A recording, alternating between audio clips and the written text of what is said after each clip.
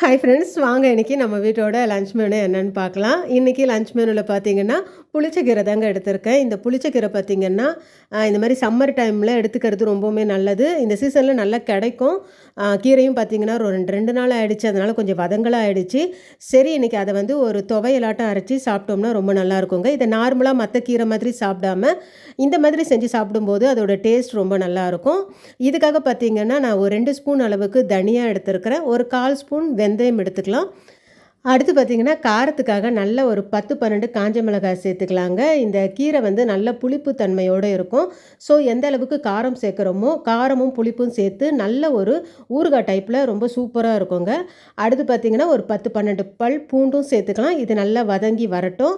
அடுத்து ஒரு எலுமிச்சை அளவு புளி சேர்த்துக்கலாம். இந்த கீரையே புளிப்பு தன்மையோடு இருக்கிறதுனால ஒரு சின்ன எலுமிச்சை அளவு புளி கொஞ்சம் சேர்த்துக்கலாம். இது எல்லாம் நல்லா வறுபட்டதும் மிக்சியில் ஜாரில் போட்டு நல்லா அரைச்சி எடுத்துக்கலாங்க. அடுத்து அதே எண்ணெயில் நம்ம எடுத்து வச்சுருக்கிற புளிச்சக்கீரை பார்த்திங்கன்னா நான் ஒரு கைப்பிடி அளவுக்கு தாங்க இருக்குது. அந்த அளவுக்கு நம்ம இந்த அளவுக்கு காரம் சேர்க்க வேண்டியிருக்கும்.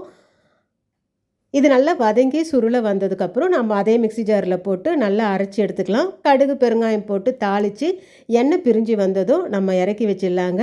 இதை வந்து ஒரு 10 நாள் கூட நம்ம ஃப்ரிட்ஜில் வச்சு சாப்பிட்லாம். நல்லா டேஸ்டியாக இருக்கும், கெட்டு போகாது. இன்றைக்கி லஞ்ச் மெனுவில் நல்ல சூடான சாதத்தோட கத்திரிக்காய் முருங்கைக்காய் தொக்கு நல்லா குழைவாக செஞ்சுருக்கேங்க. இதுவும் பார்த்திங்கன்னா சாதத்தில் போட்டு சாப்பிட ரொம்பவுமே நல்லாயிருக்கும். அடுத்து பருப்பு ரசம். அடுத்து பார்த்திங்கன்னா இந்த கோங்கூரா சட்னி, புளிச்சக்கீரை சட்னி.